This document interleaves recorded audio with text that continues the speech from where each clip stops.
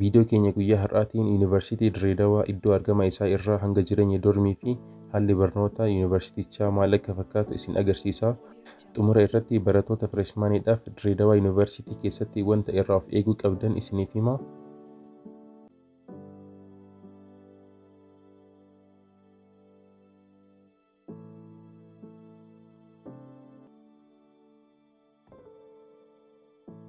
Dirreedawaan baha Oromiyaa magaalaa Finfinnee irraa kiiloomeetira 505 fagaattee kan argamtu yoo ta'u, Yuunivarsiitiin Dirreedawaas magaalaa Dirreedawaa keessatti argama. Jalqaba haala qilleensa magaalichaa isiniif hima. Qilleensi naannoo sanii ho'aadha. Keessattiyyuu ji'oota caamsaa jechuun ji'oota 8ffaa fi 9ffaa keessa ho'i sirriitti dabala.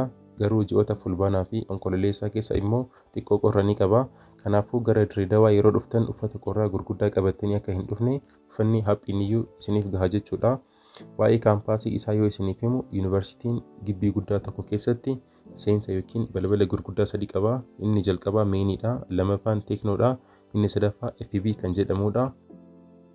Dirreedawaa keessatti diipaartimentiiwwan jiran injiinaringii, arkitekcharii, faashin diizaayinii, azar, sooshaal saayinsii, FBE fi kanneen biroo ni jiru.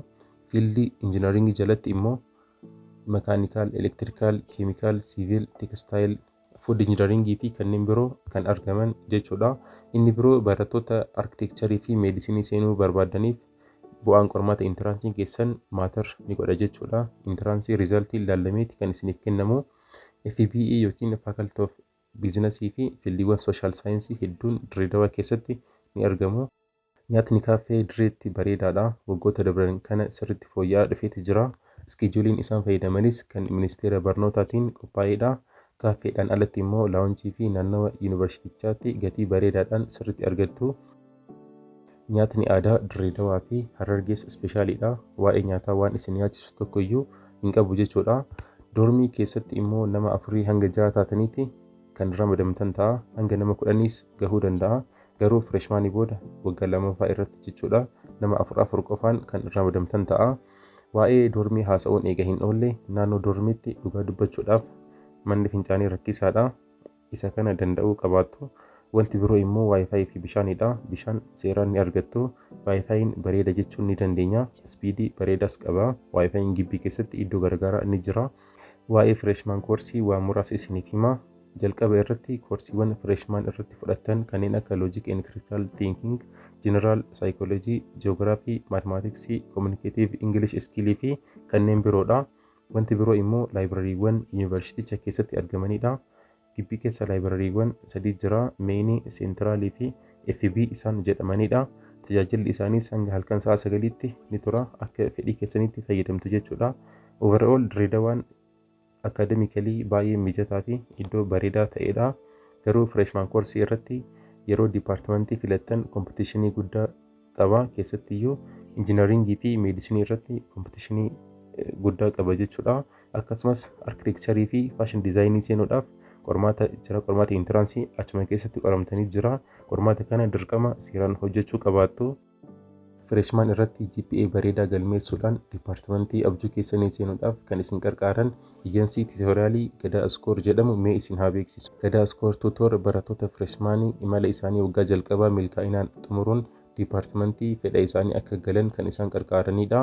Tajaajiloota Gadaa Iskoor isiniif kennu keessaa viidiyoowwan tiitoriyaalii sabjektii hundaaf haala bareedaa fi ifa ta'een isiniif dhiheessaa. Nootiiwwan dubbisanii hubachuudhaaf mijatoo ta'anii fi gaafilee shaakallii chaaptarii hunda irratti dabalataanis qormaatawwan miidii, faayinaalii fi COC waggoota dabranii hojjechuudhaan qormaataaf haala bareedaan akka qophooftan kan isin gargaaranidha. Gadaa Iskoor wajji ta'uudhaan Fireeshmaanii milkaa'inaan xumuruu ni dandeessu. Gadaa Iskoor argachuudhaaf teelegiraamii irra seentanii @gadaa iskoor boot jettanii sarchi gochuudhaan tajaajiloota isaanii guutuu ni argattu. Xumura irratti barattoota haaraa Dirreedawaa dhuftaniif wantoota isin irraa of eeguu qabdan 3 isiniif hima. Inni jalqabaa diisippiliinii fi gireedii keessan irratti of eeggachuu qabaattu.